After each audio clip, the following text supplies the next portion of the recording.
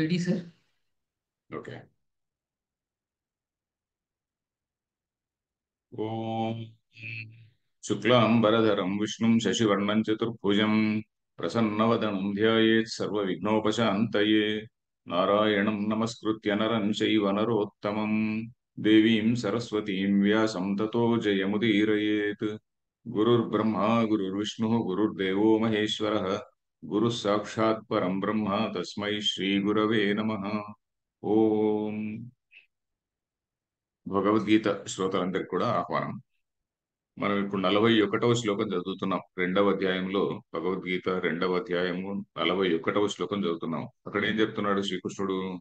వ్యవసాయాత్మిక బుద్ధిరేకేహ కురునందన బహుశాఖ హ్యనంతాశ్చ బుద్ధయో అవ్యవసాయిన. వ్యవసాయాత్మిక బుద్ధి అంటే ఏం చెప్పారు? నిశ్చయాత్మిక బుద్ధి అన్నారు. దేనిలో నిశ్చయము? సాంఖ్య మార్గంలో కానీ యోగ మార్గంలో కానీ, యోగ మార్గం అంటే కర్మయోగ మార్గం, సాంఖ్య మార్గంలో కానీ యోగ మార్గంలో కానీ ఏదో ఒక దానిలో నిశ్చయమైనటువంటి బుద్ధి అంటే మన అధికారాన్ని బట్టి మనకు ఎలిజిబిలిటీ. అధికారం అంటే ఎలిజిబిలిటీ. ఆ ఎలిజిబిలిటీ ఎక్కడ? సాంఖ్య బుద్ధిలో, సాంఖ్య యోగంలో అధికారం ఉన్నదనుకోండి, ఆ యోగంలోకి మనం ప్రవేశించవచ్చు. దానిలో అధికారం లేదని మనకే తెలుస్తుంది. తెలిసినప్పుడు మనం మళ్ళీ కర్మయోగంలో ప్రవేశించాలి. అది ఆ వ్యవసాయాత్మిక బుద్ధి ఎలా వస్తుంది? కొద్దిగా ఆలోచన చేస్తేనే వస్తుంది. అంతేగాని రకరకాలైనటువంటి మార్గాల్ని పట్టుకొని పోయి ఆ పుస్తకంలో ఇలా చెప్పారు, ఈ పుస్తకంలో ఇలా చెప్పారు అని చెప్పి ఆ మార్గాల్ని పట్టుకొని వెళ్తుంటే అటు ఇటు లాయిటర్ అవుతూనే ఉంటాం, కానీ మనకు దాని ఫలితం దక్కదు. అది ఏమిటి తత్వం ఏదో కొంచెం ఆలోచించి, కొంచెం రేషనల్ గా ఆలోచించి తెలుసుకొని ఒక మార్గంలో నిశ్చయాత్మిక బుద్ధి ఉండాలి అంటున్నాడు. భేద ప్రచారవశాత్ అనంత అపార అనుపరత అని చెప్పి అన్నాడు. చూడండి, శంకరాచార్యులు ఆలయం చదివాం మనం, భాష్యం చూస్తున్నాము. ఇది వ్యవసాయాత్మిక నిశ్చయాత్మిక అనేటువంటి బుద్ధి ఒకటే. ఎందుకంటే సమ్యక్ ప్రమాణ జనితత్వాత్ అన్నాడు. సమ్యక్ ప్రమాణం వల్ల అంటే బాగా ప్రమాణం అంటే ఇక్కడ ఆలోచన కూడా, లాజిక్ కూడా. ప్రమాణం అంటే ఏంటి? శృతి యుక్తి అనుభవము మూడు కూడా ప్రమాణాలే కదా. శృతి చెప్పినా సరే, శృతి చెప్పింది మనం గుడ్డిగా గుడ్డిగా నమ్మడం లేదు. యుక్తి అంటే కొద్దిగా లాజికల్ గా కూడా ఆలోచిస్తున్నాము. కర్మ బంధకం అవుతుంది కదా, కర్మ బంధకం కాకుండా ఉండాలంటే మనం పని ఎలా చేయాలి అనే దాన్ని మనం లాజికల్ గా ఆలోచించి కర్మయోగం అనేటువంటిది ఒక మంచి మార్గం అనేటువంటి నిర్ణయానికి వచ్చాం. సో కాబట్టి అది ప్రమాణం. కాబట్టి సమ్యక్ ప్రమాణ జనితత్వ ఈ శ్రేయో మార్గంలో అంటే మోక్ష మార్గంలో ఇది ఏదో ఒక నిశ్చయం ఉండాలి. అలా కాకుండా విపరీత బుద్ధయ, దానికి ఆపోజిట్ గా సాంసారిక సాంసారిక లక్ష్యాలు ఉంటే నాకు ఇది కావాలి, అది కావాలి, ఐశ్వర్యం కావాలి, మాకు ఇంకేదో రాజ్యం కావాలి అని చెప్పని అయుత చండీ యాగాలు కూడా చేసేవాళ్ళు ఉన్నారు. 10,000 హోమ హోమ ఇవేం మన యజ్ఞ వేదికలు పెట్టి 10,000 మంది, 10,000 ఇంటూ సో మెనీ టీమ్స్, అంతమంది టీమ్స్ ని పెట్టి చేయించేవాళ్ళు కూడా ఉన్నారు. ఇవన్నీ కూడా సాంసారిక లక్ష్యాలు. అలాంటి బుద్ధులన్నీ కూడా అవ్యవసాయన, మనకి ఒక డెఫినెట్ గోల్ లేకుండా వెళుతుంటేది అనమాట. సరైనటువంటి గోల్ లేకుండా ఇంకా వేరే వేరే గోల్స్ లో వెళ్తున్నటువంటి వాళ్ళు. సో కానీ ప్రమాణజనిత బుద్ధి ఎప్పుడైతే వస్తుందో అప్పుడేమవుతుంది? ఉపరతాసు అనంత భేద బుద్ధిషు, ఈ అనంత భేద బుద్ధులు ఏవైతే ఉన్నాయో అవి ఉపరమిస్తాయి. ఉపరమిస్తాయి అంటే విరమిస్తాయి, తర్వాత లేకుంటే తొలగిపోతాయి. తొలగిపోయినప్పుడు సంసార అపి ఉపరమతే, అంతవరకు సంసారం నడుస్తూనే ఉంటుంది. ఈ వాక్యం వరకు మనం చదివాం. నెక్స్ట్ లైన్ చదవాలి శ్రీనివాస్. తా బుద్ధయః బహుశాఖాః బహ్వ్యః శాఖాః యాసాం తా బహుశాఖాః. ताः बुद्धयः बहुशाखाः बह्वयः शाखाः यासां ताः बहुशाखाः. బహ్వ్యః, బహ్వ్యః, బహ్వయః కాదు, బహ్వ్యః, బహ్వ్యః అని. ఓకే. బహుశాఖా బహుభేదాః ఇత్యేతత్. बहुशाखाः बहुभेदाः इत्येतत्. ప్రతి శాఖాభేదేన హి అనంతాశ్చ బుద్ధయః. प्रतिशाखाभेदेन च अनन्ताः बुद्धयः. కేషాం అవ్యవసాయినాం केषाम् अव्यवसायिनाम् ప్రమాణజనిత వివేక బుద్ధిరహితానాం ఇత్యర్థః. प्रमाणजनित विवेकबुद्धिरहितानाम् इत्यर्थः. ఇప్పుడు తాహ బుద్ధయ అంటే ఏంటి? పైన చెప్పినటువంటి బుద్ధులు ఏవి? బహుశాఖ అనంతాశ్చ అని చెప్పాడు చూడండి. అది అవ్యవసాయాత్మిక బుద్ధులు చాలా ఉన్నాయి కదా. అనంత భేద బుద్ధులు అని చెప్పని అన్నాడు కదా. ఈ అనంతమైనటువంటి భేద బుద్ధులు ఎలాంటివి? బహుశాఖ అంటే అనేకమైనటువంటి శాఖలు. బహు శాఖా, బహ్వ్యః శాఖా. శాఖ అనేది స్త్రీలింగము కాబట్టి బహ్వ్యః అయిపోతుంది. ఇది ఆ, బహువచనం. బహ్వ్యః శాఖాః యాసాం, వేటికైతే అనేక శాఖలు ఉన్నాయో అవి అని. అంటే ఈ ఫలానా పుస్తకంలో ఇలా చెప్పారు, మా ఆగమంలో శైవాగమంలో ఇలా చెప్పారు, వైష్ణవాగమంలో ఇలా చెప్పారు, ఇంకో శాక్త ఆగమంలో ఇలా చెప్పారు అని రకరకాలైనటువంటి ఉంటాయి కదా. సో ఇలాంటివన్నీ కూడా అలాంటి బహుశాఖ బహుభేదా ఇత్యర్థ. ఇలా చేస్తే ఈ ఫలం వస్తుంది, ఇలా చేస్తే ఈ ఫలం వస్తుంది, మా దేవుడు మీ దేవుడి కంటే గొప్పవాడు, మా దేవుడి దగ్గర మీ దేవుడు వంగి నమస్కారం చేస్తాడు, ఇలాంటివి కూడా ఉంటాయంటే మన దగ్గర. ఇప్పుడు శైవ పురాణం తీసుకుంటే శైవ పురాణంలో విష్ణువు ఆయనకు సాక్షాత్ నమస్కారం చేస్తుంటాడు. అలాగే విష్ణువుకు సంబంధించిన పురాణం తీసుకుంటే శివుడు ఆయనకు దండం పెడుతుంటాడు.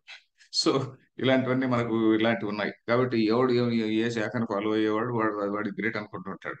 అలా కాకుండా వీటన్నిటికీ మనం కొంచెం పైన ఆలోచిస్తే, అరే ఉన్నది ఒకటే రియాలిటీ, దాంట్లో మనకు ఇవన్నీ కూడా డిఫరెంట్ నేమ్స్ అనేటువంటిది మనకు తప్పకుండా తెలుస్తుంది. సో బహుభేదాः ఇత్యేతత్. బహుశాఖాः బహ్వ్యः శాఖాः యాసాం, వేటికైతే అనేక శాఖలు ఉన్నాయో అవన్నీ కూడా బహుశాఖాः ఇత్యేతత్ అని అర్థం. ప్రతి శాఖాభేదేన ఆ ప్రతి శాఖకు, ఫర్ ఎవ్రీ, ప్రతి శాఖాభేదేన అంటే ఫర్ ఎవ్రీ శాఖ, ప్రతి శాఖకు కూడా ఆ, అనంతాశ్చ బుద్ధయ, అనంతమైనటువంటి బుద్ధులు, రకరకాలుగా ప్రతి శాఖలో కూడా నీకు ఈ ఫలం కావాలంటే ఇది చెయ్యి, ఇంకో ఫలం కావాలంటే ఇంకోటి చెయ్యి అనే ఈ విధంగా. ఇన్ఫాక్ట్ మన వేదాలని ఒక స్వామీజీ ఏం చెప్పాడంటే, ఆ, స్వామి దయానంద సరస్వతి అని ఒక ఆయన ఇటీవల కాలంలోనే ఆ, చనిపోయారు. ఆ, స్వామి దయానంద అంటే మన ఆర్య సమాజ్ దయానంద కాదండి, ఆర్య సమాజ్ దయానంద సరస్వతి ఆయన వేరే.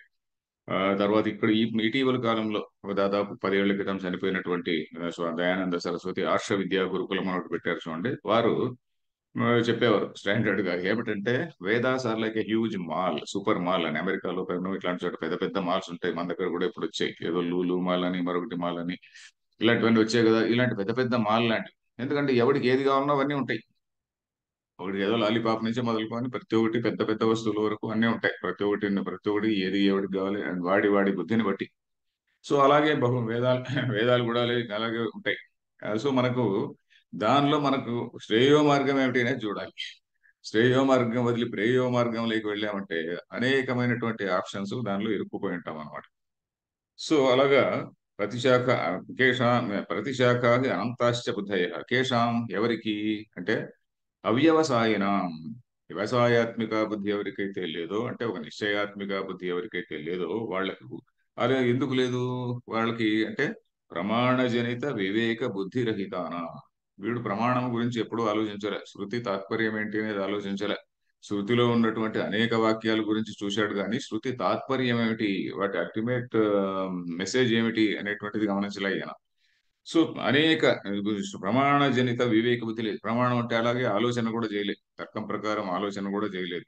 సో ఆ విధంగా వివేక బుద్ధి లేనటువంటి వాడు ఈశ్వరార్పణ బుద్ధిపై గాని, లేక సాంఖ్య మార్గంపై గాని, ఈ రెంటిలో గాని నిశ్చయ బుద్ధి లేనటువంటి వాడు వీడేం చేస్తున్నాడు, అనేకమైనటువంటి మార్గాలు పట్టిపోతున్నాడు. మరి అట్లాంటి వాళ్ళకి ఏం జరగబోతుంది, వాట్ ఈస్ దేర్ ఫేట్ అనేది నెక్స్ట్ మూడు శ్లోకాలు ఏకవాక్యం, ఒకే వాక్యం. మనకు తెలుసు కదా, ఒక్కొక్కసారి ఒక శ్లోకంలోనే 3 4 వాక్యాలు ఉండొచ్చు, ఒక్కొక్కసారి 3 4 శ్లోకాలు కలిపి ఒకటే వాక్యం ఉంటుంది. కర్త కర్మ క్రియలు ఎక్కడెక్కడో ఉంటాయి, అవి మనకు జాగ్రత్తగా అన్వయం చూసుకోవాలి. నెక్స్ట్ దానికి చిన్న ఒకే ఒక హాఫ్ లైన్ అవతారిక. ఏషాం వ్యవసాయాత్మిక బుద్ధి నాస్తి తే. येषां व्यवसायात्मिका बुद्धिः नास्ति ते ఎవరికైతే వ్యవసాయాత్మిక బుద్ధి, నిశ్చయాత్మిక బుద్ధి లేదో వాళ్ళు ఎలా ఉంటారు, ఎలా మాట్లాడుతుంటారు, ఏం చేస్తారు అనేది నెక్స్ట్ శ్లోకాల్లో చెప్పబోతున్నాడు. యామిమాం పుష్పితాం వాచం यामिमां पुष्पितां वाचं ప్రవదంత్యవిపశ్చితః प्रवदन्त्यविपश्चितः వేదవాద రథః పార్థ वेदवादरताः पार्थ నాణ్యదస్तीति వాదినః. नान्यदस्तीति वादिनः. అంటే ఈ 3 శ్లోకాలు ఒకసారి చదవడం మేలేమో, ఎందుకంటే కర్త కర్మ క్రియలు ఈ మూడింటిలో ఉన్నాయి కాబట్టి. రెండవది కూడా చదువుతా. కామాత్మానః స్వర్గపరాః कामात्मानः स्वर्गपराः జన్మ కర్మ ఫలప్రదాం जन्मकर्मफलप्रदां క్రియా విశేష బహుళాం क्रियाविशेषबहुलां భోగైశ్వర్య గతిం ప్రతి. भोगैश्वर्यगतिं प्रति. ఇంతవరకు చాలండి. మళ్ళీ ఇంకో లైన్ మళ్ళీ చదువుదాం. సో ఇక్కడ ఏమిటిది? యాం ఇమాం పుష్పితాం వాచం పద విభాగం చేద్దాము. యాం ఇమాం పుష్పితాం వాచం ప్రవదంతి అవిపశ్చిత వేదవాద వేదవాద రతాహ ఒకటే వర్డే. వేదవాదేషు రతాహ అంటే వేదములో ఉన్నటువంటి వాక్యములపైనే పరమ ప్రీతి గల వాళ్ళు. రతి అంటే ప్రీతి కదా. వేదముల యొక్క వాక్యం వేదవాదం అంటే వేదంలో చెప్పినటువంటి మాటలపైనే పరమ ప్రీతి కలిగినటువంటి వాళ్ళు. హే పార్థ నా అన్యత్ అస్తి, మరి ఇంకేం లేదయ్యా, స్వర్గం ఒకటే ఉన్నది అంతే. మీ మోక్షం గీక్షం అంతా కూడా డొల్లా, మీ మోక్షం అంతా కూడా కేవలము హాల్యూసినేషన్ అని చెప్పినటువంటి వాళ్ళు కూడా ఉన్నారు. సో నా అన్యత్ అస్తి ఇది వాదినః అని చెప్పేటువంటి వాళ్ళు అని. ఇక్కడ చూడండి, ఇది యాం ఇమాం పుష్పితాం, ఇమాం పుష్పితాం వాచం, పుష్పితాం వాచం అంటే మనం ఇంగ్లీష్ లో కూడా చాలా ఫ్లవరీ లాంగ్వేజ్ అంటుంటాం. సో పుష్పితాం వాచం అంటే ఏంటి? చెట్టు నిండా పుష్పాలు ఉన్నాయి కానీ ఫలములేమి ఉండదు. అలాంటి పుష్పితమైనటువంటి వాక్కులు అంటే బాగా పుష్పించినటువంటి వృక్షంలాగా చాలా చూడడానికి అందంగా ఉంటుంది. అది అందంగా ఉంటుంది కానీ దానిలో ఫలం ఏముండదు. ప్రవదంతి చెప్తుంటారు. అవిపశ్చిత ఎవరు చెప్తున్నారు? అవిపశ్చిత అంటే విపశ్చిత్ అంటే బాగా చూసేటువంటి వాడు.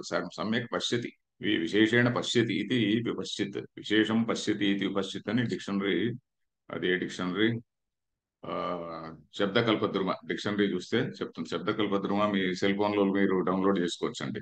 దానిలో కనిపిస్తుంది. విశేషం పశ్యతి ఇది ఉపశ్చిత్ అంటే మామూలుగా ఊరికే పై పైన సూపర్ఫిషియల్ గా చూసేటువంటి కాకుండా పరీక్షించి చూసేటువంటి వాడు, సరిగా గమనించేటువంటి వాడు, లోతుగా ఆలోచించేటువంటి వాడు అని విపశ్చిత్ అంటే. యామిమాం పుష్పితాం వాచం ప్రవదంతి అవి ఎవరు? అవిపశ్చిత వదంతి. యామిమాం పుష్పితాం వాచం అవిపశ్చిత వదంతి. ఇట్లా వాళ్ళని ఇంకా చాలా విశేషణాలు చెప్పబోతున్నాడు. ఆలోచన సరిగా చూడనటువంటి వాళ్ళు, చాలా సూపర్ఫిషియల్ ఫెలోస్ అనేది మొట్టమొదటి మాట మాట్లాడాడు. అవిపశ్చిత. తర్వాత వేదవాద రత, వేదంలో చెప్పినటువంటి మాటలపైనే పరమ ప్రీతి కలిగినటువంటి వాళ్ళు. ఇంకేమిటి? నా అన్యదస్తి ఇది వాదిన, ఇంకా మరి ఇంకేం లేదయ్యా ఇది ఒకటే, నా అన్యదస్తి మరి ఇంకేం లేదు ఇది ఒకటే అని చెప్పేటువంటి వాళ్ళు. వాదిన అంటే అలాంటి వాదం చేసేటువంటి వాళ్ళు. రెండో శ్లోకం కూడా చూద్దాము. ఇంకా తిడుతున్నాడు. ఏమని? కామాత్మన, కామమేవ ఆత్మ ఏషాం, కామమే వీళ్ళ స్వరూపం. కామం అంటే నాకు అది కావాలి ఇది కావాలి ఇది కావాలి అనుకుంటూ ఉండేటువంటిదే వీళ్ళ స్వరూపం అన్నమాట. కామాత్మాన. కామం అంటే మళ్ళీ ఒకటే మనం మామూలు మీనింగ్ తీసుకోకూడదండి. మనం మామూలుగా కామం అంటే సెక్షువల్ డిజైర్ అని తీసుకుంటుంటాం. సెక్షువల్ డిజైర్ అనే కాదు, ఎనీ డిజైర్. మనకు అది కావాలి, ఐశ్వర్యం కావాలి, మరొకటి కావాలి, మరొకటి కావాలి, ఇవన్నీ కూడా కామములే. కామ దహనం అంటే ఇవన్నీ కూడా వస్తాయి. నాట్ ఓన్లీ మ్యాన్ ఉమెన్ మధ్య ఉండేటువంటిది కాదు. కామములు ఉంటే కోరికలన్నీ వస్తాయి. సో కామాత్మాన. అలాగే స్వర్గ పరాహ, స్వర్గమే గ్రేట్ ఇంతకంటే లేదయా అనేటువంటి వాళ్ళు. స్వర్గ పరాహ, స్వర్గమేవ పరం, పరం అంటే శ్రేష్టం కదా. స్వర్గమే పరమైనటువంటిది. అవన్నీ చెప్పబోతున్నారు శంకరాచార్యులు వారు. నేను టూకీగా చెప్తున్నా. స్వర్గ పరాహ, స్వర్గమే గ్రేట్ అనుకునేటువంటి వాళ్ళు. అలాగే వాళ్ళు ఇంకేం చేస్తారు? ఇవన్నీ ఎందుకు మాట్లాడుతున్నారు? జన్మకర్మ ఫలప్రదాం వాచం. ఈ జన్మకర్మ ఫలప్రదాం అనేదాన్ని వాచం అనే దానికి అన్వయించాలి. ఆ వాక్కు ఎలాంటిది? జన్మకర్మ ఫలప్రదమైనటువంటి వాక్కును వీళ్ళందరూ చెప్తున్నారు. జన్మకర్మ ఫలం అనే దాన్ని ఎక్స్ప్లెయిన్ చేస్తున్నాడు. మళ్ళీ ఎక్స్ప్లెయిన్ భాషలో ఎక్స్ప్లెయిన్ చేస్తారు. అంటే జన్మ ఆ అనేటువంటి జన్మకు కారణమయ్యే కర్మఫలం. సారీ, కర్మఫలం. కర్మఫలం ఉంటే కర్మ యొక్క ఫలం కర్మఫలం. జన్మ కర్మఫలం ఉంటే జన్మయే కర్మఫలంగా కలిగినటువంటిది. కర్మఫలము మళ్ళీ చెప్తాం, మళ్ళీ కూడా చెప్పబోతున్నాడు అండి. ఇప్పుడు బ్రీఫ్ గా చెప్తున్నా. కర్మఫలము కర్మ యొక్క ఫలము. జన్మ కర్మ ఫలం ఉంటే జన్మయే కర్మఫలంగా కలిగినటువంటిది. అలాంటి వాక్కు జన్మ కర్మ ఫలప్రదాం వాచం, అలాంటి వాక్కుని చెప్తున్నారు. ఇంకా ఎలాంటి వాక్ ఇది? క్రియా విశేష బహుళాం. రకరకాలైనటువంటి ప్రొసీజర్స్ ఉంటాయి ఇందులో. క్రియా విశేషాలు చాలా చాలా చాలా ఉంటాయి. అలాంటిది. దేని గురించి చెప్తున్నారు వీళ్ళు? భోగైశ్వర్య గతిం ప్రతి, భోగాన్ని ఐశ్వర్యాన్ని ప్రాప్తించుకోవడం తెప్పించుకోవడం కోసం ఇవన్నీ చెప్తున్నారు. ఇక్కడికి కూడా పూర్తి కాలేదు. చెప్తున్నారు అనే వాక్యం రాలేదు. వాళ్ళకి ఏమవుతుంది అనేది చెప్పలే. వాళ్ళకి ఏమవుతుంది అనేది లాస్ట్ శ్లోకంలో సమాధౌ న విధీయతే. అలాంటి వాళ్ళకి బుద్ధిలో వ్యవసాయాత్మిక బుద్ధి రాదు అని మూడో శ్లోకంలో చెప్పబోతున్నాడు. ఇప్పుడు మొట్టమొదటి ఈ రెండు శ్లోకాలు చూద్దాం. ఈ రెండు శ్లోకాల్లో మనం ఏం చేస్తున్నాం? ఇప్పుడు చూస్తున్నాము, శ్రీకృష్ణుడు వీళ్ళను వాయించి పడేస్తున్నాడు. ఎవరిని? నాకు అది కావాలి ఇది కావాలి అది కావాలి ఇది కావాలి అని చెప్పి అంటున్నాడు కదా, వీళ్ళందరినీ వాయించి పడేస్తున్నాడు. అంటే ఇక్కడ మనం ఒక్క విషయం అర్థం చేసుకోవాలి. ముఖ్యమైనటువంటి విషయం ఏంటంటే ఈయన వేదాన్ని నిందించడం లే, కర్మను నిందించడం లేదు. ఇది మొట్టమొదటి మనం అర్థం చేసుకోవాల్సింది. కర్మను నిందించడం ఉద్దేశం కాదు, కానీ మన మన సంకల్పాన్ని ఉద్దేశించి ఇక్కడ సంకల్పాన్ని నిర్దేశిస్తున్నాడు. నాకు అది కావాలి, నాకు ఫలం కావాలి. కర్మను నిందించడం లే. కర్మ వల్ల అదే కర్మను చిత్తశుద్ధికి వాడుకోవచ్చు. కాబట్టి ఆ కర్మను ఆచరించడంలో మన ఉద్దేశం ఏంటి అని చెప్పని మన ఉద్దేశాన్ని నిందిస్తున్నాడు, అంతేగాని కర్మను నిందించడం లేదు. ఇదివరకు ఒక సంస్కృత న్యాయం ఒకటి చెప్పాను. నహి నిందా న్యాయం అని ఒకటి ఉంది. నహి నిందా న్యాయం అంటే ఏంటి? రెండు వస్తువులు ఉన్నప్పుడు ఒక వస్తువును శ్రేష్టమైనది అని మనం చెప్పాలి. ఇంకొక వస్తువు అంత శ్రేష్టమైనది కాదు, మరి పూర్తిగా యూస్లెస్ కాదు. ఆ రెండో వస్తువు ఆ, మరీ యూస్లెస్ ఏం కాదు. ఒక వస్తువు చాలా శ్రేష్టమైనది. ఆ శ్రేష్టమైన వస్తువు దాన్ని చాలా గొప్పది అని చెప్పడం కోసం మనం దీన్ని ఏం చేస్తున్నాము, దీన్ని కొంచెం తక్కువ చేసి చూపిస్తున్నాం. అంతేగాని నహి నింద అని ఎందుకన్నారు? నింద కాదు. నహి నింద నింద్యం నిందితుం ప్రవర్తతే అపితు స్తుత్యం స్తోతుం అని ఒక వాక్యం ఉంది. నహి నింద నింద్యం నిందితుం ప్రవర్తతే అంటే ఒక వస్తువును నిందించడానికి ఆ వాక్యం కాదు. అపితు స్తుత్యం స్తోతుం, దేన్నైతే పెద్దగా చూపించాలనో దాన్ని పొగడ్డానికి ఆ విధంగా చెప్పబడింది. ఆ విధంగా మనం అర్థం చేసుకోవాలి నహి నింద న్యాయంలో. ఇక్కడ కర్మను పూర్తిగా వేదాన్ని నిందించడం లే, కర్మను నిందించడం లేదు. అది శ్రీకృష్ణుడు వేదాన్ని నిందించి పడేశాడని చెప్పి మనం అనుకోకూడదు. జ్ఞాన మార్గం ఒకటే మార్గం. ఈ కర్మలన్నీ యూస్లెస్ అది ఇది అని మనం కొంతమంది ఇప్పుడు మేధావులు అనుకుంటుంటారు. మేమందరం కూడా జ్ఞాన మార్గంలో ఉన్నామండి, స్పిరిచువల్ దీనిలో ఉన్నాం, మేము స్పిరిచువల్ బట్ నాట్ రిలీజియస్ అని చెప్పని గొప్పగా ఆ, భుజాలు తట్టుకుంటుంటారు. అది కాదు ఇక్కడ. సో కామాత్మాన స్వర్గపరాహ ఇవన్నీ చెప్పినారంటే ఆ విధంగా ఆమ్, అవన్నీ కూడా ఇన్ఫీరియర్ ఇవి అని అంతే, ఇన్ఫీరియర్ గోల్స్. ఉదాహరణకు రామాయణంలో ఆ, ఉదాహరణ చెప్పానో లేదో, అరణ్యకాండలో ఆ, రాముడు అరణ్యంలో తిరుగుతున్నప్పుడు, రామలక్ష్మణులు వీళ్ళు తిరుగుతున్నప్పుడు కొంతమంది మునులు వాళ్ళు తటస్థపడతారు. ఆ మునులు రాముడిని చూసి చాలా సంతోషపడి, అయ్యా మేము తపస్సు చేసి ఎన్నో లోకాల్ని సాధించాము. లోకాల్ని సాధించామంటే అర్థం ఏంటి? ఆయన ఏదో బ్రహ్మలోకం గురించి ఏదో సంలోకం, ఏదో దేవలోకమో ఇంకొక మరో లోకమో ఆ లోకం గురించి బాగా తపస్సు చేసి ఆ లోకం సాధించాడు. అంటే ఆయనకు కావలసినప్పుడు ఆ తపస్సు ఆ లోకంలో ఉండగలడు. అలాంటి ఆ లోకాలన్నీ నేను మీకు ఇస్తాను అంటాడు. రాముడు అంటాడు, అయ్యా నాకు ఆ లోకాలన్నీ అక్కర్లేదు, నేనే అహమేవ ఆహరిష్యామి అంటాడు. నేనే వాటిని సంపాదించుకుంటాను, కావాలంటే మీరు లోకాలు మీ దగ్గర పెట్టుకోండి, చాలా మర్యాదగా పొలైట్ గా సమాధానం ఇస్తాడు. అంటే అక్కడ ఏమిటి? ఆ లోకాలను సంపాదించడం అనేటువంటిది హైయెస్ట్ గోల్ కాదు. ఇన్ఫాక్ట్ మన పరశురాముడితో ఇది జరిగినప్పుడు కూడా, పరశురాముడితో face to face, face off అంటాం చూడండి ఈ కాలంలో, జరిగినప్పుడు కూడా ఏమవుతుంది అక్కడ? ఆయన సంపాదించినటువంటి లోకాలన్నిటిని కూడా రాముడు తన బాణంతో కొట్టేస్తాడు. ఎందుకంటే నేను బాణం ఎక్కువ పెట్టమన్నావు, నేను ఎక్కువ పెట్టాను, ఎక్కువ పెట్టిన తర్వాత దాన్ని వృథా పోకూడదు. అది ఇది ఏమి షూట్ చేయమంటావు? నీకు రెండు శక్తులు ఉన్నాయి. ఒకటి, అనంతమైన ఎన్నెన్నో లోకాలని సంపాదించారు మీరు తపస్సు చేసి. రెండవది ఏమిటి? రెండవది ఉమ్, నీకు ఆకాశ గమన శక్తి ఉన్నది, ఎక్కడ కావాలంటే అక్కడ వెళ్ళేటువంటి శక్తి ఉన్నది. ఈ రెంటిలో దేన్ని కొట్టమంటావు అంటాడు. అయ్యా నా లోకాలను కొట్టేసేయి, తర్వాత నేను కావాలని నేను గమన శక్తి కూడా లేకపోతే నేను ఎక్కడికి పోలేను కదా అంటాడు. సో ఆ లోకాలని కొట్టేస్తారు. కొట్టిన తర్వాత రామాయణంలో ఒక చాలా గొప్ప వాక్యం ఒకటి ఉన్నది. ఆయన ఆత్మగతిం జగామ ఆత్మగతిం అంటాడు. అంటే ఇక్కడ రెండు అర్థాలు వస్తాయి. అక్కడ చాలా గంభీరంగా ఉంది ఆ వాక్యం. అంటే ఆయన ఆ లోకాలు అనేటువంటి మార్గాన్ని వదిలి ఆత్మలోకానికి వచ్చాడు అనేటువంటి ఒక అర్థం వచ్చేటువంటి ఒక గంభీరమైన వాక్యం ఒకటి ఉన్నది అక్కడ. సో ఆ విధంగా లోకాల్ని సంపాదించడం అనేటువంటిది ముఖ్యం కాదు. ఆత్మ గతి అంటే ఆత్మగతిం ప్రభు. గతి అంటే పదానికి అర్థం ఏంటంటే ప్రాప్తి అని. ఇక్కడ కూడా భోగైశ్వర్య గతి అనే దానికి భోగైశ్వర్య ప్రాప్తి అని చెప్పబోతున్నాడు శంకరాచార్యుల వారు. సో ఈ ఆత్మ లోకాన్ని పొందడం అంటే ఆత్మ జ్ఞానాన్ని పొందడం అనేటువంటిది ముఖ్యము అని చెప్పని రామాయణంలో సూచిస్తుంది అక్కడ. అందుకనే రామాయణం ఓపెన్ గా చెప్పినట్టు కనపడదు, ఏమీ కనపడదు. ఏదో బాణం లాక్కున్నాడు, ఎక్కువ పెట్టాడు, ఏదో లోకాలను కొట్టేశాడు అంట అనే అనే ధోరణిలో మనకు సూపర్ఫిషియల్ గా తెలుస్తుంది. దాన్ని కరెక్ట్ గా సరిగా ఆలోచించి చూస్తే ఆ భాష్యము వ్యాఖ్యలు అన్ని కొన్నిసార్లు చూస్తే మనకు ఆ విషయం తెలుస్తుంది అనమాట. సో ఇక్కడ ఇవన్నీ కూడా ఏంటి? కామాత్మాన స్వర్గపర భోగైశ్వర్య గతిం ప్రతి, ఇంతవరకు చెప్పాం కదా. ఇప్పుడు భాష్యం చదువుదాము, తర్వాత మూడో శ్లోకానికి వస్తాం. తర్వాత ఇక్కడ దీనికి ఓకే భాష్యం. యాం ఇమాం వక్ష్యమాణం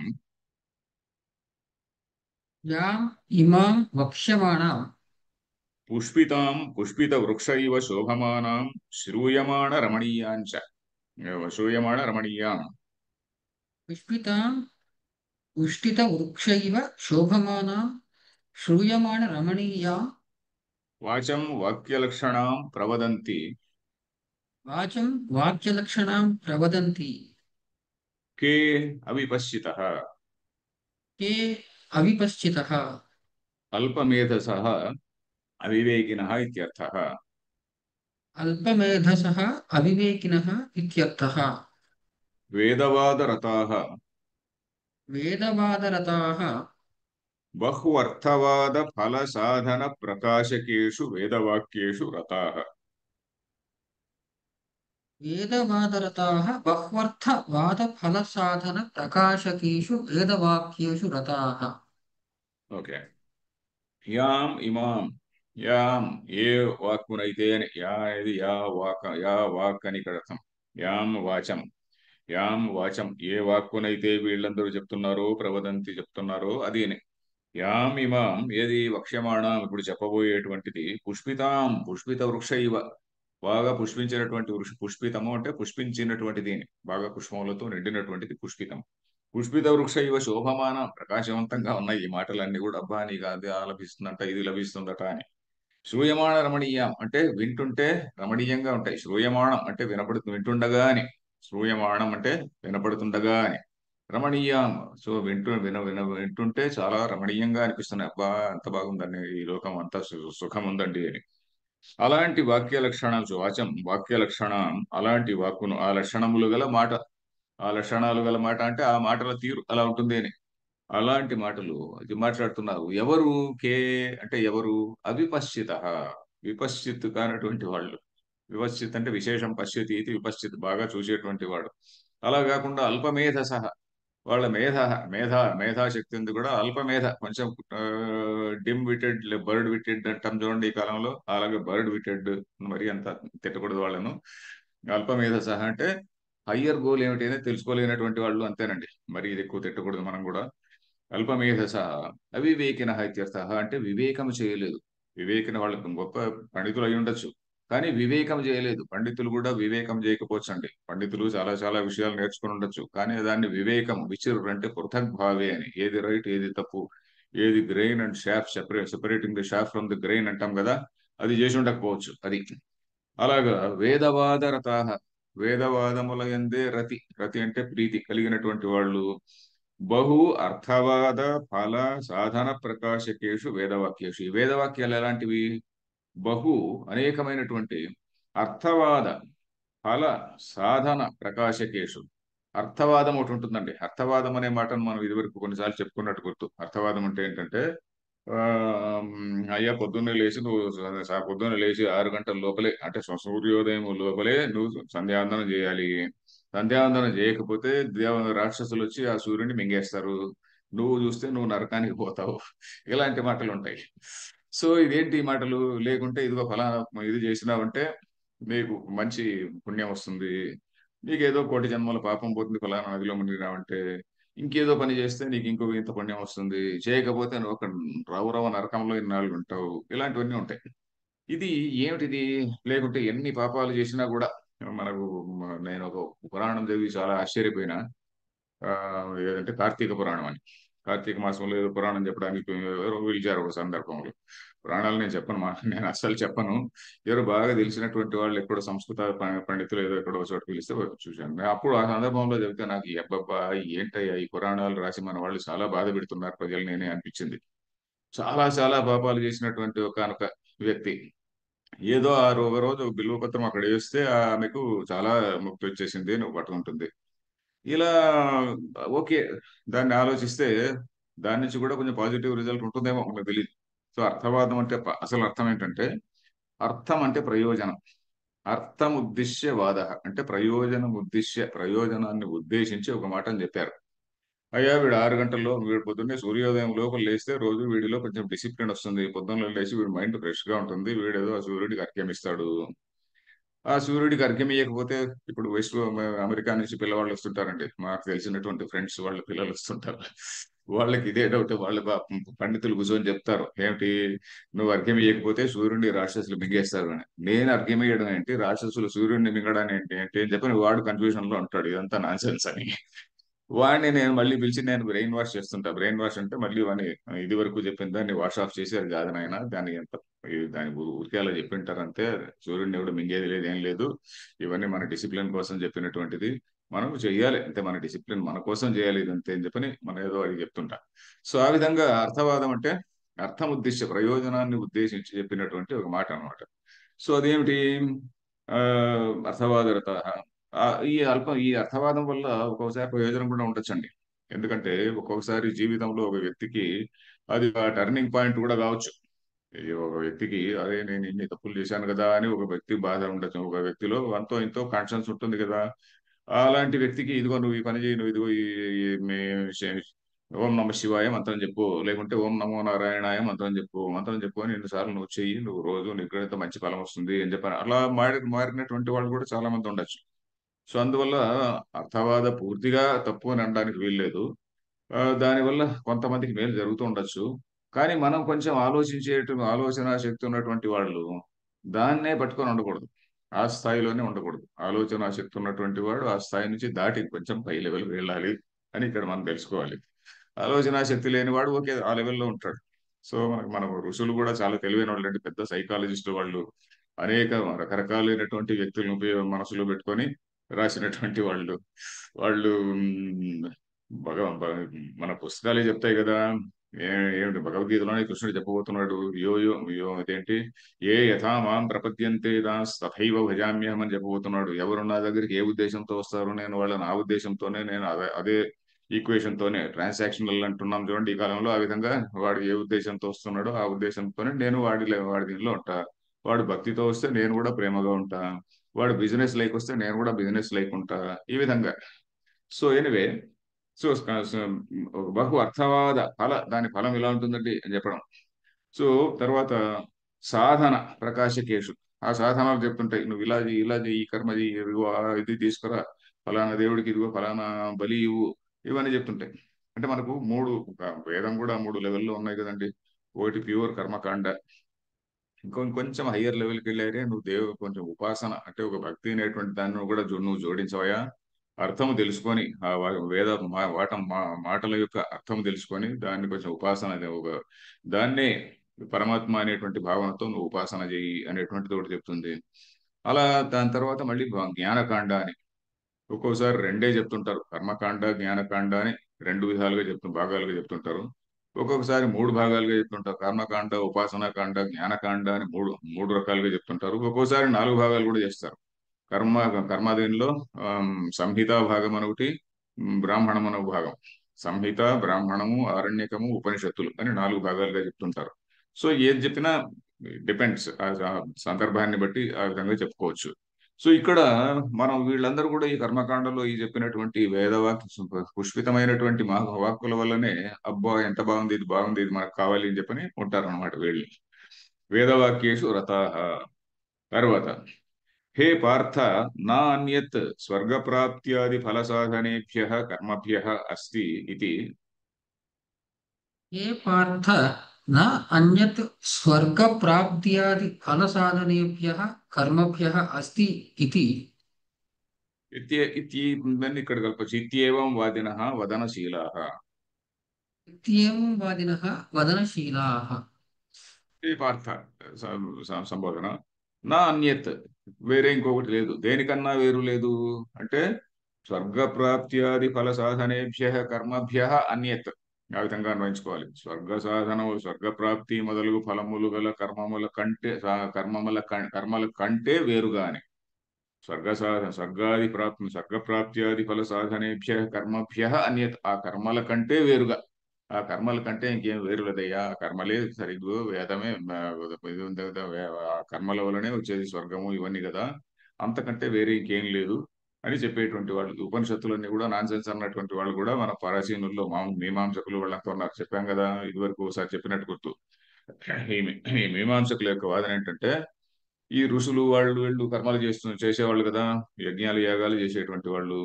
ఒక యజ్ఞం ఒక్కొక్కసారి 1 నెల రోజులు చేస్తారు, 2 నెలలు చేస్తారు. ఆ యజ్ఞయాగాదులు చేసేటప్పుడు అనేక మంది పండితులు వచ్చి కూర్చొని ఉంటారు. వాళ్ళు ఆ కర్మ కర్మ మధ్యలో కొద్దిలో మధ్య బ్రేక్స్ ఉంటాయి చూడండి. ఆ బ్రేక్ టైంలో మళ్ళీ ఎవరో ఏదో సందర్భం, "అరే ఏంటయ్యా దీనిలో ఏదో ఆత్మ అది ఇది అంటున్నారు, ఏమిటి ఏమన్నా ఉందా?" అని చెప్పని ఒకరు ఏదో అనడము, ఇంకో రమణయ్య ఏదో ఉంది అని అనడము. మళ్ళీ అందరూ అయిపోయిన తర్వాత కాఫీ తాగేసిన కాఫీ బ్రేక్ అయిపోయిన తర్వాత మళ్ళీ పోయి కూర్చొని మళ్ళీ ఆ యజ్ఞం చేయడం. ఇవన్నీ కూడా పారిప్లవములు అని చెప్పని ఒక పదం ఉంది. పారిప్లవములు ఇంటర్వెల్స్ లో మాట్లాడుకునేటువంటి మాటలు, అంతేగాని దీనిలో తాత్పర్యం లేదు అని మీమాంసకుల వాదన. అయ్యా, అసలైనది ఇదే, అది కర్మ అది వేరే, అసలైనది ఇదే అనేటువంటి వేదాంతుల వాదన అన్నమాట. సో ఆ కర్మభ్య అన్యత్ నాస్తి ఇత్యేవం వాదిన. వాదిన అంటే వదనశీల. ఆ విధంగా మాట్లాడడమే వాళ్ళ లక్షణం. వదనశీల అంటే మాట్లాడడమే వాళ్ళ శీలం. శీలం అంటే ఏంటి ఇక్కడ? వాళ్ళ లక్షణము. ఆ విధంగా మాట్లాడడమే వాళ్ళ లక్షణము. తర్వాత నెక్స్ట్ శ్లోకాన్ని కూడా చదివాం కదా. కామాత్మాన, నెక్స్ట్ వాక్యం చదవండి. కామాత్మాన కామస్వభావా కామపరా ఇత్యర్థ. కామాత్మానః కామస్వభావాः కామపరాः ఇత్యర్థः. కామాత్మాన, ఆత్మ అంటే ఏంటి? స్వభావం, నేచర్ అని. కామాత్మన, కామమే వాళ్ళ స్వభావం. కామమే వాళ్ళ నేచర్. అంటే రోజు కోరికలు కోరికలు కోరికలే. కామ స్వభావ కామ పరాహ, ఇది ఇంతకు మించి ఇంకేం లేదు. కామ పరాహ, కామమేవ పరం. పరం అంటే శ్రేష్టమైనటువంటిది. ఇదే highest thing. You have to acquire acquire acquire అని అక్విజిటివ్ టెండెన్సీ అంటాం చూడండి, అది కామపరాహ ఇత్యర్థ. అలాగే స్వర్గపరాహ, స్వర్గ పరః పురుషార్థః ఏషాం తే స్వర్గపరాహ స్వర్గ ప్రధానాః.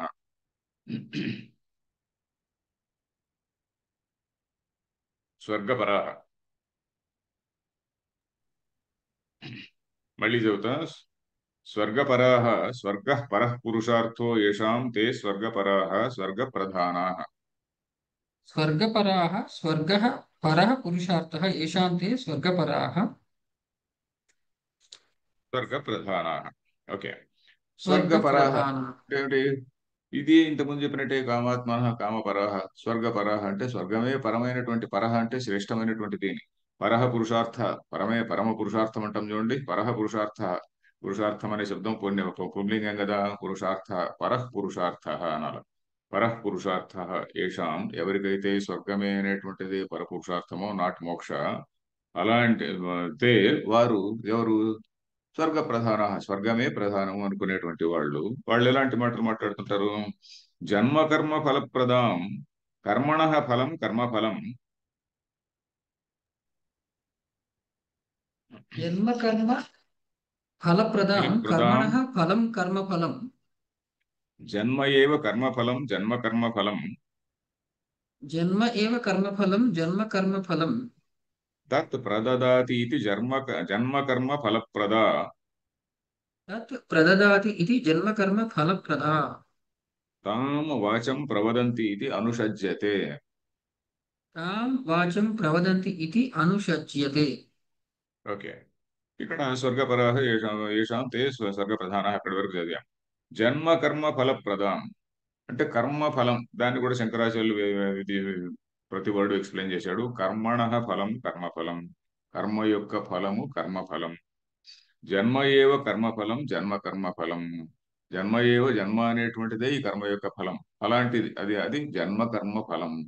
ఆ జన్మ కర్మ ఫలాన్ని, జన్మ అనేటువంటి అనుకోండి, జన్మ అనేటువంటి కర్మఫలం, జన్మ అనేటువంటి కర్మఫలాన్ని తత్ ప్రదదాతి, దాన్ని ఇచ్చేటువంటిది. తత్ అంటే దానిని, ప్రదదాతి ఇస్తుంది. ఏది? ఆ వాక్కు. జన్మ కర్మ ఫలం ప్రదదాతి ఇది జన్మ కర్మ ఫల ప్రద. ప్రద అంటే ఏమిటి? ప్రద, సుఖప్రద, సుఖమునిచ్చేటువంటిది. లాభప్రద, లాభాన్ని ఇచ్చేటువంటిది. జయప్రద, జయాన్ని ఇచ్చేటువంటిది. ఇంకా ఇట్లాంటివే ప్రద అని వస్తుంటాయి చూడండి. సో అదనమాట. సో జన్మ కర్మ ఫలప్రద, అలాంటి వాడిని జన్మ అనేటువంటి కర్మ ఫలాన్ని ఇచ్చేటువంటి వాక్కు అని. జన్మ కర్మ ఫలప్రదాం తాం వాచం ప్రవదంతి, అలాంటి మాటలు మాట్లాడతారు వీళ్ళు, చెప్తుంటారు. ప్రవదంతి, ప్రవదంతి అంటే నాట్ ఓన్లీ వదంతి బట్ ప్రవదంతి ప్రకర్షణ. చాలా గొప్పగా ఉంది ఆయనకి, చాలా గొప్పగా చెప్తుంటారు వీటిని. ఆ బంగారు కడియాలు కూడా వేసుకొని ఇంకా కొంతమంది చెప్తుంటారు అనమాట. వాడిని నిందించకూడదు మనం. బట్ ఎనీవే, మీరు అక్కడ చెప్పారు కాబట్టి మనం లిబర్టీ తీసుకుంటున్నాం. ఆ, ప్రవదంతి ఇది అనుసజ్యతే అని దానికి ఆ, అని అనుసరిస్తుంది అంటే అన్వయం. అనుసజ్యతే అంటే ఇది ఈ విధంగా అనుసరిస్తుంది. ఏమిటి? అలాంటి ఇంకో మాట, ఇంకా మాట ఏమిటి, ఇంకొక మాట ఏమిటి, వాళ్ళు మాట్లాడే మాటలు ఇంకో విశేషణం ఏంటి? క్రియా విశేష బహుళ. అంటే క్రియా విశేషములు ఎన్నెన్నెన్నో క్రియా విశేషాలు ఉన్నాయి. నిన్న క్లాస్ లో చెప్పాను కదా, మనం అన్ని ట్రెడిషన్స్ ను కూడా మనం అలౌ చేశాం. మిగతా మతాల్లో ఒకే అమ్మ ఇది ఉంది, ట్రెడిషన్ ఉన్నది, మాకు ఇదే అని చెప్పని స్టాండర్డ్ గా అంటాడు. పైకి అంటుంటారు కానీ వాళ్ళలో కూడా చాలా చాలా డిఫరెన్స్ వచ్చాయి, అది వేరే మాట. బట్ పైకన్నా అంటుంటారు, ఏంటి మాది ఒకటే పుస్తకం అంటే అది ఇది. మనం అన్నిటిని అలౌ చేశాం because we did not destroy other people. We did not destroy. వాళ్ళు ఏం చేశారు, ఒక మతం వచ్చింది అంటే మిగతా మతాన్ని డిస్ట్రాయ్ చేశారు. మనకు శైవం ఉంది, వైష్ణవం ఉంది, శాక్తం ఉన్నది, గణేష పూజ ఉన్నది, మరుగ పూజ ఉన్నది, గ్రామ దేవతల పూజ ఉన్నది, మరి ఇంకా శక్తి, ఇంకా రకరకాలైనటువంటి పూజలు ఉన్నాయి. ఇవన్నీ ఇంకోరు ఎవరో పోతే మణి ద్వీపవర్ణన అంటారు, ఇంకొక ద్వీపవర్ణన అంటారు. ఇవన్నీ కూడా ఉన్నాయి మనకి. సో కాబట్టి ఇవన్నీ క్రియా విశేష, క్రియాణం విశేష, క్రియా విశేష. ఈ వాక్యం చదవాలి ఎక్స్క్యూజ్ మీ కదా. సార్, ఇక్కడ క్రియా చదవాలి. విశేష బహుళ, క్రియా విశేష బహుళాం క్రియాణం విశేషా, క్రియా విశేషా. క్రియావిశేష బహుళాం క్రియాణాం విశేషాः తే బహుళాः. ఇక్కడ మళ్ళీ క్రియా విశేష అని ఒక వాక్యం ఉందండి. తే బహుళాః యస్యాం వాచి తాం తే బహుళాः యస్యాం వాచి తాం. స్వర్గ పశు పుత్రాద్యర్థ యయా వాచా బాహుల్యేన ప్రకాశ్యంతే. స్వర్గ పశు పుత్రాద్యర్థాः యయా వాచా బాహుళ్యేన ప్రకాశ్యంతే. బాహుల్యేన ప్రకాశ్యంతే. ఓకే. క్రియా విశేష బహుళం, క్రియా విశేషములు, క్రియాణం విశేష. ఈ పనులు రకరకాలైనటువంటి కర్మల్లో విశేషాలు చాలా చాలా ఉంటాయి. ఒక దానిలో ఏదో నువ్వు ఒక ఒక ఒక దీన్నే పట్టుకురావాలి, ఏదో ఒక కిలో నెయ్యి ఇవ్వాలి అని ఒకరు, ఇంకొక 5 కిలోలు నెయ్యి ఉండాలి అని ఒకరు, లేకుంటే ఒక దానిలో ఒక రెండు ఇంతే బియ్యమే ఇన్ని కొలత బియ్యం ఉండాలి, లేకుంటే ఎన్ని కొలతల బియ్యం ఉండాలి అని రకరకాలుగా ఏవో ఉంటాయండి ఇవన్నీ కూడా. ఆ, ఇంకా ఈ వాయామంలో ఇవి పెట్టాలి, లేకుంటే ఈ దీనిలో ఇన్ని ఇన్ని నంబర్స్ లో ఫలానా ఇది ఉండాలి, ఇలాంటివన్నీ ఉంటాయి. ఇలాంటి క్రియాణం విశేష, క్రియా విశేష అంటే ఇవన్నీ ఎందుకు? అనేకమైనటువంటి ట్రెడిషన్స్ కలిసిపోయినాయి ఇందులో. లోకో భిన్న రుచి అంటారు కదా, ఆ లోకో భిన్న రుచి అనేది మనకి ఇండియాలో ఉన్నంత డైవర్సిటీ మనకి ఎక్కడ కనపడదు. డైవర్సిటీ, ఇంక్లూజివ్నెస్, టాలరెన్స్ ఇవన్నీ కూడా మనలోనే ఉన్నాయండి. ఇది మనం గట్టిగా చెప్పుకుంటూ ఉండాలి, ఎప్పుడు కూడా మర్చిపోకూడదు. సో ఈ క్రియాణం విశేష ఇవన్నీ కూడా అందరినీ కలుపుకొని పోయేటువంటి పద్ధతి మనది. అలాంటి బహుళాం యస్యాం అయితే బహుళాహ యస్యాం వాచి, ఇవన్నీ కూడా ఏ వాక్కులో అయితే బహుళంగా ఉన్నాయో అట్లాంటి మాటలను దీనిలో ఏంటి, స్వర్గ పశు పుత్రాది అర్థ. స్వర్గము నీకు ఇది చేస్తే నీకు స్వర్గం వస్తుంది. పశు అంటే పూర్వకాలంలో పశుపుత్ర లాభం అని కూడా ఒకటి ఉన్నది. బహుపుత్ర లాభం అని అంటారు. పశువులు కూడా దీప్య స్వజాత వేదో అపఘ్నన్నివృత్తి మమ పశువుశ్చమహ్యమావహ అని చెప్పని పశువులను కూడా, అక్కడ పశువు అనే దానికి అర్థం పిల్లలు అని, సంతానము అని కూడా చెప్పారు, అర్థం చెప్పారు. పశువు అంటే సంతానము, మనుషులు అనే అర్థం కూడా చెప్పారు. బట్ పశువులు కూడా ఆ కాలంలో గొప్ప సంపద. సో పశు పుత్రాద్యర్థ, పుత్రులు, ఇలాంటి ప్రయోజనం కలిగినటువంటి, అర్థం అంటే ప్రయోజనం కలిగినటువంటిది. యయా వాచ, ఏ వాక్కు వలనైతే ఇవన్నీ ప్రయోజనాలు మనం కోరుతున్నామో అలాంటివి బాహుల్యాన ప్రకాశిస్తే, ఒకటి కాదు రెండు కాదు, బాహుల్యాన అనేకాలుగా, పుంఖాను పుంఖాలుగా అంటాం చూడండి, ఆ విధంగా పుంఖాను పుంఖాలుగా ప్రకాశింపబడుతున్నాయి. ఆ వాక్కులో ప్రకాశ్యంతే అంటే ప్రకాశింపబడుతున్నాయి. దేనివల్ల? ఆ వాక్కు వల్ల ప్రకాశింపబడుతున్నాయి ఇవన్నీ కూడా. తరువాత దెన్ నెక్స్ట్ లైన్, భోగైశ్వర్య గతిం ప్రతి భోగైశ్వర్యగతిం ప్రతి. భోగశ్చ ఐశ్వర్యం చ భోగైశ్వర్యే తయోః గతిః ప్రాప్తిః భోగైశ్వర్య గతిః. భోగశ్చ ఐశ్వర్యం చ భోగైశ్వర్యే తయోః గతిః ప్రాప్తిః భోగైశ్వర్యగతిః. ఓకే. భోగైశ్వర్య గతిం ప్రతి అంటే ఏమిటి? భోగాన్ని ఐశ్వర్యాన్ని పొందడము అని. గతి అంటే ప్రాప్తి. భోగైశ్వర్య గతిం ప్రతి అంటే భోగాన్ని ఐశ్వర్యాన్ని పొందడము కొరకు అని. అది ఇక్కడ ఆ, వివరిస్తున్నారు ఇది సమాసాన్ని. భోగశ్చ ఐశ్వర్యంచ భోగైశ్వర్యే. భోగ ఐశ్వర్య భోగైశ్వర్యే. అది ఐశ్వర్యే అని ఎందుకు వచ్చింది? ఫలం ఫలే ఫలాని లాగా అది అంటది నపుంసకలింగం కదా, అందుకని భోగైశ్వర్యే. తర్వాత తయోహ గతి, వాటి యొక్క ప్రాప్తి, వాటి యొక్క గతి, భోగైశ్వర్యాల యొక్క గతి. గతి అంటే ప్రాప్తి, ఆ ప్రాప్తి భోగైశ్వర్య గతి. తాం ప్రతి, ఆ గతి ఆ పొందడము అనేటువంటి దాన్ని ఉద్దేశించి, తాం ప్రతి అంటే దాన్ని ఉద్దేశించి, సాధనభూతం భూత ఏ క్రియా విశేష, సాధనభూతములైనటువంటి ఏ క్రియా విశేషములైనట్టు ఉన్నాయో మీరు తాత్ మీరు చదవాలి. బహుళాం, చదవాలి కదా. ఏ క్రియా విశేషా, సాధనభూతా ఏ క్రియా విశేషా, తాం ప్రతి సాధనభూతాः ఏ క్రియావిశేషాः బహుళాం తాం వాచం ప్రవదంతః మూఢాః తద్ బహుళాం తాం వాచం ప్రవదంతః మూఢాः సంసారే పరిభ్రమంతే ఇత్యభిప్రాయః. సంసారే పరివర్తంతే ఇత్యర్థః. ఓకే. భోగైశ్వర్యగతి, భోగాన్ని ఐశ్వర్యాన్ని పొందాలి అనేటువంటి ఉద్దేశంతో అలాంటి మాటలను తద్బహుళాం, అలాంటి ప్రకాశింపజేసేటువంటివి బహుళాం, అవి చాలా వాక్కులు అట్లాంటివి ఉన్నాయి, ఒకటి కాదు. తాం బహుళాం తాం వాచం, అట్లాంటి వాక్కును ప్రవదంత, బాగా బాగా గొప్ప గొప్పగా చెప్తూ, మూఢాహ, ఎవరు మూఢాహ అంటే ఏంటి? మూఢ అంటే పూర్తి బుద్ధి లేని వాళ్ళు కాదండి. మోహం చెందినటువంటి వాళ్ళు. మూర్ఖుడు మూఢుడు ఈ రెంటికి తేడా ఉన్నది. మూర్ఖుడు అంటే ఏమీ తెలియనటువంటి వాడు. మూఢుడు అంటే వాడు పెద్ద పండితుడు కావచ్చు, కానీ మోహము పొందినటువంటి ముహు అనేటువంటి ధాతువు నుంచి వచ్చినటువంటిది మూఢ. ముహు అంటే ముహు వైచిత్యే అని, అంటే మనస్సు ఉన్న వస్తువు ఒకటైతే ఇంకొక విధంగా తెలుసుకుంటూ ఉంటుంది, అది వైచిత్యం అంటే. ముహు వైచిత్ర్యం కాదు, వైచిత్యే. చిత్తం అక్కడ చిత్తం వేరే రకంగా చూస్తుంది, రజ్జువును పాముగా చూస్తుంది, అదనమాట ముహు వైచిత్యే అంటే. వాడు గొప్ప పండితుడు ఉండొచ్చు, కానీ ఫోకస్ ఎక్కడో ఉంటుంది, ఫోకస్ ఉండాల్సిన చోట ఉండదు, అది మూఢత్వం అంటే. సో ఈ మూఢాహ సంసారే పరివర్తంతే, సంసారంలోనే పరిభ్రమంతి. పరివర్తంతే అంటే సంసారంలోనే తిరుగుతుంటారు, అది చేస్తుంటారు, ఇగో చేస్తుంటారు, అక్కడ సన్మానాలు పొందుతారు, ఇక్కడ శాలువలు కప్పుకుంటారు, ఇవన్నీ చేస్తుంటారు. చేసుకొని ఆమ్, ఏ, ఇక బ్రహ్మాండంగా పెద్ద పెద్ద బిరుదులు ఇవి ఉంటాయి, ఇవన్నీ చేసుకొని పరిభ్రమంతి ఇత్యభిప్రాయ, వాళ్ళందరినీ కూడా పట్టుకొని ఈయన ఆచార్యుల వారు మూఢాహ అంటున్నాడు. ఇత్యభిప్రాయ.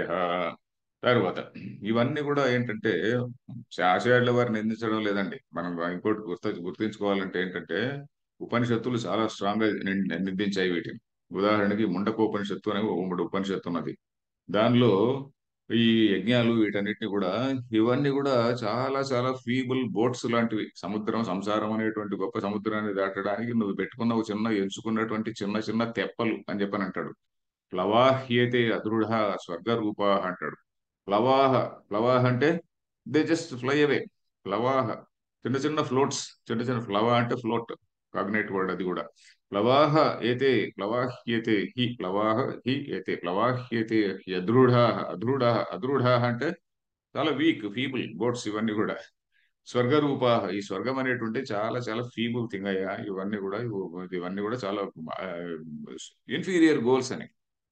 భాగవతంలో, అదే ఇదివరకు కూడా ఒకసారి చెప్పాను ఆ శ్లోకాన్ని, నేను మళ్ళీ ట్రేస్ అవుట్ చేయలేదు. భాగవతంలో ఒక చోట స్వర్గం అనేటువంటి చిన్న చిన్న పిల్లవాడికి స్కూల్కి పోవడానికి, అరే చాక్లెట్ ఇస్తాను నువ్వు స్కూల్కి పో అంటారు. ఆ చాక్లెట్ ఇచ్చినటువంటి స్వర్గ ఇది లైక్ లాలీపాప్ అనే అర్థం వచ్చేట్టుగా భాగవతంలో శ్లోకం ఉంది, అది వెతికి చెప్తాను. సో చాలా గొప్ప గొప్ప మన పుస్తకాల్లోనే ఉన్నాయండి. శంకరాచార్యుల వారిని తిట్టారు అని మనం శంకరాచార్యులను నిందించకూడదు. కొంతమంది ఇట్లా కర్మఠులు ఉంటారు చూడండి, కర్మ చేసేటువంటి వాళ్ళు, ఈ శంకరాచార్యులు వచ్చి కర్మను చాలా నిందించాడండి అనుకుంటుంటారు. శంకరాచార్యుల వారు నిందించలేదు. వేదంలోనే చెప్పింది, అయ్యా హయ్యర్ గోల్ ఇలా ఉంది, లోవర్ గోల్ ఇలా ఉన్నది. నువ్వు ఈ స్థాయిలో ఉన్నంత కాలం ఈ స్థాయిలో ఉండు, కానీ అదే అక్కడే ఉండద్దు, దాని నుంచి పైకి వెళ్ళు అని చెప్పని మన వాళ్ళ ఉద్దేశం అన్నమాట. సంసారే పరివర్తంతే అభిప్రాయ ప్లవాహ్యతే దృఢ స్వర్గ రూప అని మొండకోపనిషత్తు వాక్యము. ఆ రెఫరెన్స్ మళ్ళీ కావాలంటే next చూస్తాను అది. తర్వాత నెక్స్ట్ టైం అయిపోయిందా? 10:45 అయింది. నెక్స్ట్ నెక్స్ట్ వాక్యం కూడా భోగైశ్వర్య ప్రసక్తానాం తయాపహృత చేతసాం అని వాళ్ళని మళ్ళీ తీసుకుంటున్నాడు. ఎవరిని? కామాత్మాన స్వర్గపరాహ అని చెప్పిన ఉన్నది చూడండి. వాళ్ళు ప్రవదంతి అవిపశ్చిత, వాళ్ళు అలాంటి భోగైశ్వర్య ప్రసక్తులైనటువంటి వారికి ఆ మాటల చేత బుద్ధి ఎవరికైతే అపహరించబడిందో అలాంటి వాళ్లకు ఆ అంతఃకరణం నందు బుద్ధి సరిగా నిలవదు, ఒక వ్యవసాయాత్మక బుద్ధి రాదు అని వాక్యం అక్కడ ఎండ్ అయింది. నెక్స్ట్ క్లాస్ లో ఈ మూడు శ్లోకాలు కూడా ఒకసారి స్థూలంగా ఒకసారి చూసి, మూడు శ్లోకాలకు అన్వయం ఫస్ట్ చెప్పుకొని ఆ లాస్ట్ శ్లోకాల యొక్క భాష్యం మనం చదవచ్చు. సో ఇప్పుడు టైం అయింది కాబట్టి ఇప్పుడు ఇంతటితో ఆపుతాము. ఏమన్నా ఐ థింక్ నో క్వశ్చన్ కదా, ఫైన్. సో ఓం పూర్ణమద పూర్ణమిదం పూర్ణాత్ పూర్ణముదచ్యతే పూర్ణస్య పూర్ణమాదాయ పూర్ణమేవావశిష్యతే. ఓం శాంతి శాంతి శాంతి. వచ్చే సోమవారం నాడు నెక్స్ట్ మళ్ళీ క్లాస్లో కలుద్దాం. మండే శ్రీనివాస్, మండే కదా? అవును సార్. అవును సార్. ధన్యవాదాలు ఇది నువ్వు ఆచార్య. అడుగుతుంటే ఎనీ డౌట్ ఏం లేదు కదా? డౌట్ ఏం లేదు సార్. సోమవారం మళ్ళీ నెక్స్ట్ క్లాస్లో కలుద్దాం. Right right right. ధన్యవాదాలు ఆచార్య.